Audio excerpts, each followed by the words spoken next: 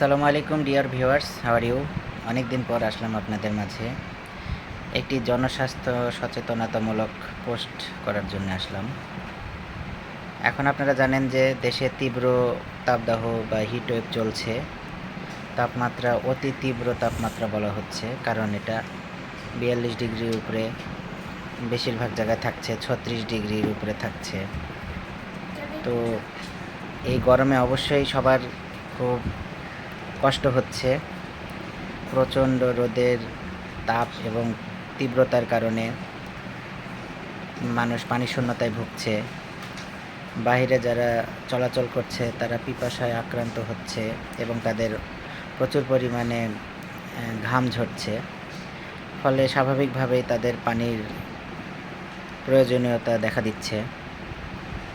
এই সময় বাজারে বিভিন্ন ভ্রাম্যমাণ শরবতের দোকান দেখা যাচ্ছে এবং সেই সাথে বেশ কিছু ফেসবুক সেলিব্রিটি কিংবা ব্লগার কিংবা কিছু সংগঠন মানুষের ভালোর উদ্দেশ্যে ভ্রাম্যমাণ গাড়িতে করে শরবত তৈরি করে বিতরণ করছে। নিঃসন্দেহে এগুলো ভালো কাজ। তৃষ্ণার্তকে পানি দান করে বা পানি খাইয়ে তাদের পিপাসা মিটিয়ে তাদের ডিহাইড্রেশন পূরণ করার চেষ্টা করা হচ্ছে, কিন্তু এখানে একটা স্বাস্থ্য ঝুঁকি থেকে যাচ্ছে, যেটা কিন্তু মারাত্মক স্বাস্থ্য ঝুঁকি। সাধারণ মানুষ সেটা বুঝতেছে না, সেই সাথে যারা করছে তারাও হয়তো না বুঝেই করতেছে। কারণ এই শরবতগুলো তৈরি করার জন্য ইউজ করা হচ্ছে বরফগুলো নিয়ে আসা হচ্ছে বরফের মিল বা বরফ কল থেকে। এখন সমস্যা হচ্ছে যে এই বরফ কলগুলো, এই যে খাওয়ার বরফ বলে এই বরফগুলোকে দিচ্ছে, এগুলো আসলে বিশুদ্ধ এবং জীবাণুমুক্ত পানি দিয়ে বরফগুলো তৈরি করছে কিনা, স্বাস্থ্যসম্মত উপায়ে পরিষ্কার পরিবেশে তৈরি করছে কিনা, এগুলো কিন্তু আমরা দেখতে পাচ্ছি না। আমরা জানি গরমের সময় ডায়রিয়া এবং জন্ডিসের ভাইরাস পানিতে বেশি পাওয়া যায়, এমনি সময়ও পাওয়া যায়। আর যেগুলো আমাদের সিটি কর্পোরেশনের যে সাপ্লাই পানি, এই পানি কিন্তু এমনিতে খাওয়া উচিত না।